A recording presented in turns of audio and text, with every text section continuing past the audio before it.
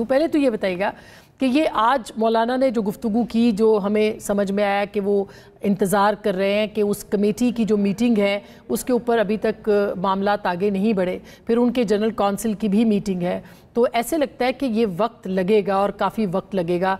क्यों अब तक रब्ता नहीं हो सका JUIF के साथ आपका?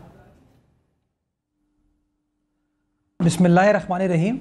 नहीं आसमा, मैं कामरान मुर्तज़ा साहब से मेरी 2-4 बार गुफ्तगू हुई है और मैंने उनको यही कहा कि आप जो भी तजावीज़ अपनी देना चाहते हैं, जो भी आपका पर्सपेक्टिव है, पॉइंट ऑफ व्यू है या आपका अपने ड्राफ्ट की शक्ल में है, वो आप मेरे साथ शेयर कर लें और उसके बाद हम दोनों साथ बैठ के आगे बढ़ सकते हैं।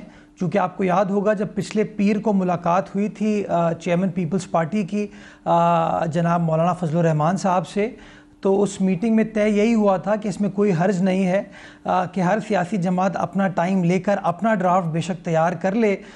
JUI के लिए कामरान मुर्तज़ा साहब को ये टास्क दी थी और पीपल्स पार्टी के लिए हमारे सारे जो सियासी दोस्त हैं, अरकान हैं, वो उसके ऊपर काम कर रहे हैं। तो जैसे उनका ड्राफ्ट मुकम्मल हो जाएगा वो हम इंगेज कर सकते हैं और आगे बढ़ सकते हैं। अच्छा, उसमें कुछ चीज़ें जो है वो तो पीपल्स पार्टी की वाजे हो गई हैं। मसलन बिलावल भुट्टो साहब ने कल जो तकरीर की उसमें उन्होंने खदोखाल भी बता दिए कॉन्स्टिट्यूशनल कोर्ट के, और इस पर कोई भाम भी नहीं, कोई इख्तलाफ भी नज़र नहीं आता जो मौलाना की गुफ्तगू से हमें अंदाज़ा हुआ आज। तो इसके ऊपर वहाँ से क्या आपके पास आया है या कैसे आगे मामलात बढ़ेंगे, क्योंकि ये सबसे अहम मौजू है इस वक्त का। फिर हम एक एक करके बाकी पॉइंट्स पे भी आते हैं। देखिए, मैं आपको अगर इसको बाइफरकेट कर दूं आसमा, जो कॉन्स्टिट्यूशनल कोर्ट के हवाले से है, ज़िम्मेदारी के साथ मैं ये कहता हूं कि बिलावल भुट्टो ज़रदारी साहब हो या मौलाना फजलुर रहमान साहब हो, दोनों का इस आईनी अदालत की क्रिएशन के ऊपर कोई इख्तलाफ नहीं है। इस पे एब्सोल्यूट क्लैरिटी है कि हाँ, ये लीगल जुडिशल रिफॉर्म्स होने चाहिए और रिफॉर्म्स के लिए हम सबको साथ बैठकर यकजा होकर यकसोई के साथ आगे बढ़ना चाहिए। दूसरा इशू ये है कि इस बात पर भी कोई एतराज़ नहीं है कि इस कॉन्स्टिट्यूशनल कोर्ट में चारों सूबों की इक्वल नुमाइंदगी हो, ताकि ये ना कह सकें कि किसी एक सूबे का कंट्रोल है या किसी दूसरे सूबे को नज़रअंदाज किया जा रहा है। इक्वल रिप्रेजेंटेशन के ऊपर भी कंसेंसस नज़र आता है। इस बात पर भी कंसेंसस है कि जो कॉन्स्टिट्यूशनल कोर्ट के चीफ जस्टिस होंगे उनका एक टर्म फिक्स कर दिया जाए ताकि रोटेशन पे हर सूबे को चीफ जस्टिस की पोजीशन मिले। यानी कि अगर अभी खैबर पख्तूनख्वा को ये पोजीशन मिलती है तो अगली पोजीशन पंजाब को मिल सकती है, सिंध को मिल सकती है, फिर बलूचिस्तान को मिले, ताकि हर फेडरेटिंग यूनिट को मौका मिले कि वो भी आईनी अदालत को लीड कर सके और नुमाइंदगी यकसा हो, बराबर हो। जो डिफरेंस ऑफ ओपिनियन है वो इस बात के ऊपर है। दो चीज़ें हैं बुनियादी तौर पर। पहली चीज़ ये है कि रिटायरमेंट एज क्या होनी चाहिए आईनी अदालत की। जो हुकूमत का मुसव्वदा है उस मुसव्वदे में एज दर्ज की गई थी 68 कि 68 साल की उम्र होगी कॉन्स्टिट्यूशनल कोर्ट के जजेस की रिटायरमेंट की। पीपल्स पार्टी ये समझती है कि इसकी बेशक कोई रिटायरमेंट एज ना हो, आप टर्म फिक्स कर दें। मौलाना साहब का भी इसके अंदर रुझान ये नज़र आता है कि बेशक टर्म फिक्स कर दिया जाए और इस तरह कोई एज फिक्स ना करें।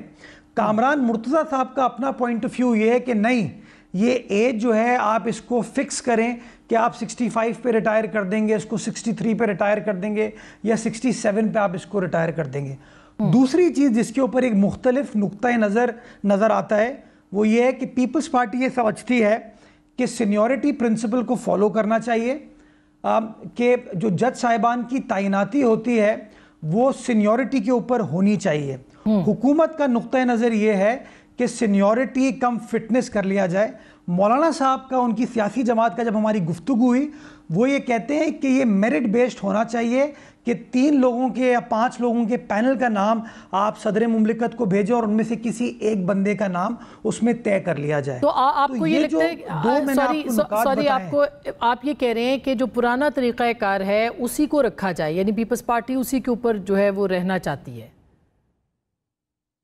नहीं, देखिए आसमा, पुराना तरीक़ाकार अगर 96 से पहले आप देखें ना, अगर आप 96 से पहले देखिए तो तरीक़ेकार था कि वज़ीर आज़म की एडवाइस पे सदर मुमलिकत तैनाती कर देगा। 18वीं आईनी तरमीम में एक जुडिशल कमीशन और एक पार्लियामेंट्री कमीशन बना दिया गया, जिसको बाद में इफ्तिखार चौधरी साहब ने पार्लियामेंट्री कमीशन के इख्तियारात को इत्तफाक नहीं किया और फिर एक फैसला आ गया मुनीर भट्टी केस में और फिर 19वीं आईनी तरमीम करनी पड़ी, जिसके बाद सारा इख्तियार जो है अब चीफ जस्टिस के पास है। अब इसके अंदर मुख्तलिफ आरा आ रही हैं चीफ जस्टिस और बाकी जज साहिबान के लिए। जज साहिबान की जो तैनाती है वो जुडिशल कमीशन के जरिए होनी चाहिए। उस जुडिशल कमीशन के अंदर मेजॉरिटी जजेस हों सबसे ज्यादा, उसके बाद उसके अंदर बार काउंसिल की नुमाइंदगी हो, उसके अंदर हुकूमत की नुमाइंदगी हो और उसके अंदर पार्लियामान की ट्रेजरी और ऑपोजिशन दोनों की नुमाइंदगी हो, ताकि एक ऐसा फोरम क्रिएट किया जा सके जो कि बाई पार्टिजन नजर आए और किसी एक शख्स का या किसी एक इदारे की उसके ऊपर एब्सोल्यूट कंट्रोल ना हो। ये नॉर्मल जजेस की बात हो रही है। जो चीफ जस्टिस की तैनाती है उस तैनाती के लिए मौलाना साहब का एक नुक्ता नज़र ये है कि इसके अंदर आप सीनियरिटी के साथ साथ मेरिट को मद्देनज़र रखें।